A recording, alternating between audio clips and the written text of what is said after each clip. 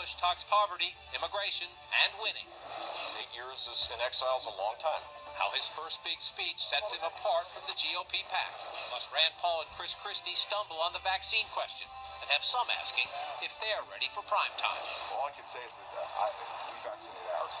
And at a key moment in the war against ISIS, President Obama delivers a history lesson. During the Crusades and the Inquisition, people committed terrible deeds in the name of Christ. That's true, but the president's timing and tone give his critics fits. Inside Politics, the biggest stories sourced by the best reporters now.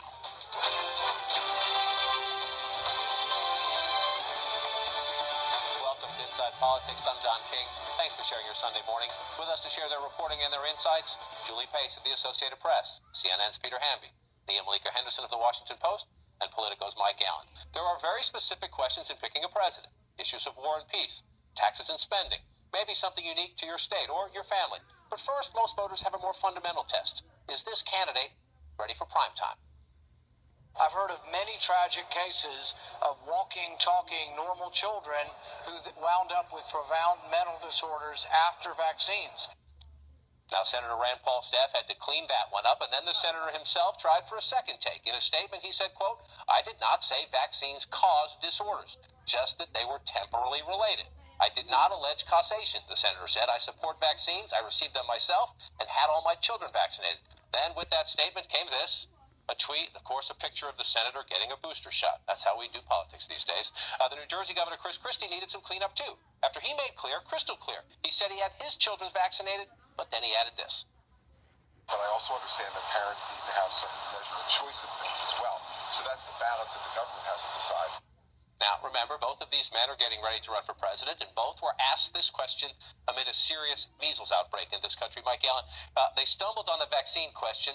I'm not so interested in that as much as which they tried to quickly fix. So what does it tell us about their preparations? They're getting ready to run for president. You have to be ready for these questions. Well, no, that's exactly right. And people have been saying for weeks and weeks and weeks, when the time is right, when the light is on, Chris Christie will be ready. But he's not. On this foreign trip, people didn't think it was possible to have a worse foreign trip than mid-trip to the Olympics. Yeah. But Governor Christie pulled it off. He did the exact things he didn't want to do. He wanted to look well-informed. He wanted to look statesmanlike.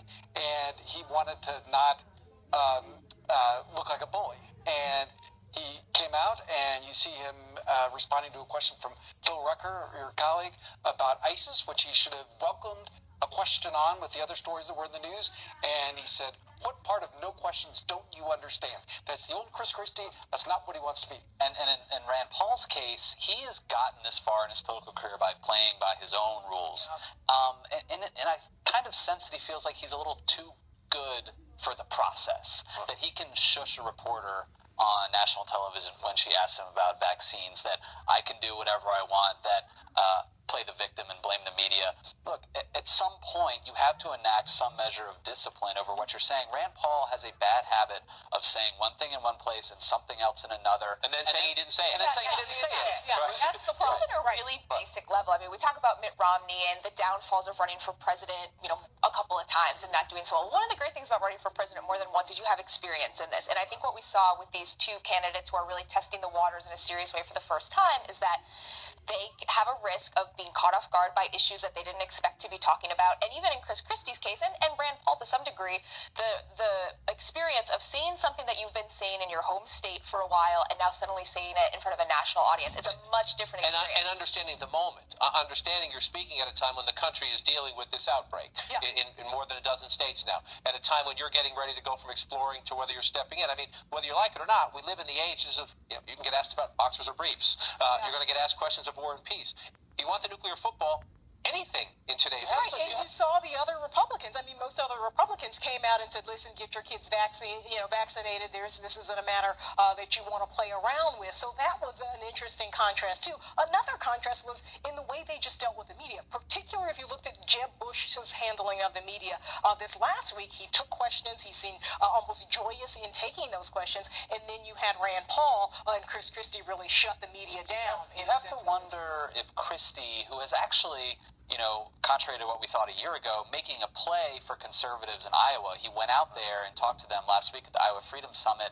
And you have to wonder, to your point, instead of rising to the occasion, he's thinking about tactics and strategy. If these things are playing around in his head, pandering to the people who are the anti-government crowd, right? Like, I need to, throw a dog whistle in their direction. And if Chris Christie does that, he loses everything that people like about Chris Christie. And he's tough talking. You have straight talking. Not the amount of emails I'm sure all of us got from donors, from voters, from our parents, from our friends about Chris Christie in this case is really damaging for him. Because look, Rand Paul, he's always had the anti-government crowd a little bit in his corner.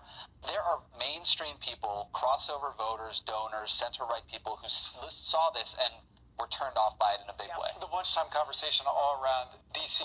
today was who had a worse week, Rand or Christie. You don't want to be in that conversation. And what one Republican said to me was Senator Paul's problem this week was that he sounded like his dad, and that's not what he wanted. Sort of flirting with conspiracy theories, right? Which has been something that his father... And you will hear a lot of Republicans, and I know you guys are getting these emails too, a lot of Republicans will predict this is the first of a lot of bad weeks for Senator Paul, because there's a lot out there that he said in the past, as you point out, said in a different context. Now people are focusing on him for the first time, moving this around, and we're going to see a lot more. And they have to understand, even though it's a year until the first voting, they're getting more busy, they're getting more active, more of them are getting in. So we're going to get more aggressive and treat them like presidential candidates, which is a different level of political Yeah, and he's had that image, right, of the most interesting man in politics. He was on the cover of Time magazine.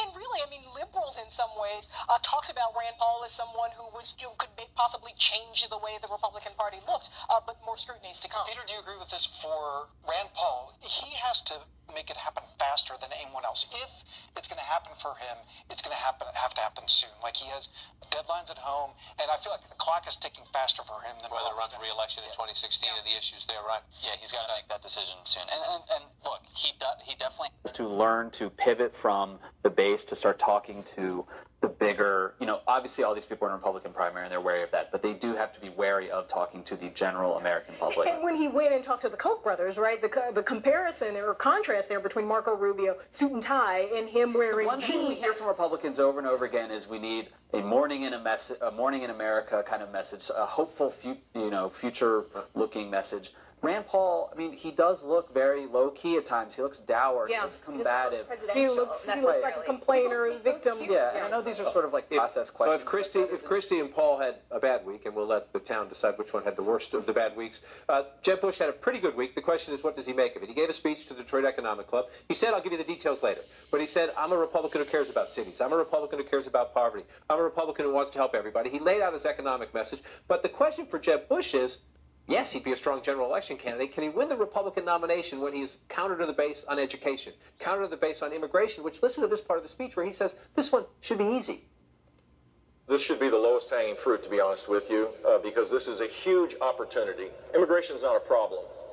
The immigrant experience in our country makes us unique and special and different, and it is part of our extraordinary success over time. Has he been watching his party the last 6 years? I mean, he's talking about legal immigration, and I get what he's saying, and he's right in terms of the history of this country and the richness of our diversity. However, has he been to Iowa or South Carolina in the last 6 years and tried to tell an activist Republican voter immigration's great? Well, that is going to be the problem. And just before we went on the air, we were talking about the fact that he's seen a lot of economics clubs, a lot of us, not so much of voters. But what Governor Bush did there was very deliberate and probably smart. He did something gutsy, which we don't normally see from politicians. And that was, he said, this is where I am on immigration. You may not like it, but this is where I'm going. And he said, I'm going to lead the party, not just follow the rhetoric. And that's very rare. And that's what his candidacy hinges on. And he's got no choice, right? I mean, given what he said before, I mean, he can't back down now. He said that I'm going to run for president on the issues that I care about, and I'm going to tell you where I stand. And so far, he's living up to that promise. I do think that the interesting question will be when he's away from a podium, when he's not reading off a teleprompter, when he's walking, through a diner in Iowa and he's getting confronted by voters. What does he say to them? How does he explain that to an angry voter? And I was talking to one of the smartest Republicans I know about this, and as much as Jeb Bush is being talked about as the front runner, the rules in politics still apply, I think, in this sense. You have to win a state, one of the early states. Iowa, don't know. South Carolina, don't know. Florida, yeah, but then it's probably not competitive. Nevada, it's almost like he's almost has to win New Hampshire. And it's all in there for him. Yeah. But, you know, there are a lot of blue state Republicans, too, right? And there are more of those than red state Republicans, which is the way that Mitt Romney ran and won. Or somehow convince more Iowans to participate. Convince different people to participate. That's the question. We'll see if he can leave the party. Right? Yeah, well, and to that point, I mean, Jeb Bush's, soon-to-be campaign manager, David Kochel, was a Romney guy. Right. And on the Romney campaign in Iowa, and what he did in Iowa was he focused on 30,000 voters. They modeled a universe and said, that's us. Ignore the noise. We're going to go for them. So if that's Bush's strategy, get your piece, come out alive.